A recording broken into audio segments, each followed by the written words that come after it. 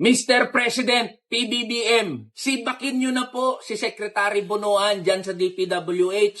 Kayo na po ang nagsabi, galit na ho kayo. Kami rin po ay galit na dahil pera ng mga manggagawa at ordinaryong Pilipino ang pinag-uusapan dito. At sinong ahensya ba ang nasa ulunan yung mga maanomalya na flood control project? Hindi pa DPWH?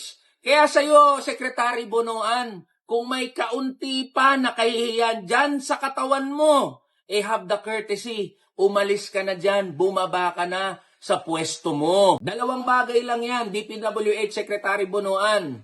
Kung hindi mo alam yung nangyayari dyan sa ahensya mo at tinuturo mo yung mga regional director at district engineer, incompetent ka. At kung alam mo naman yung mga maanumalyang proyekto pero wala kang ginawa, di corrupt ka. Kaya again, Mr. President, panawagan po namin, sibakin mo na yan si Secretary Manuel Bonoan. At para sa iyo, Secretary Bonoan, wag mo nang antayin na sibakin ka, umalis ka na dyan sa pwesto mo, bumaba ka na dyan, mahiya ka naman.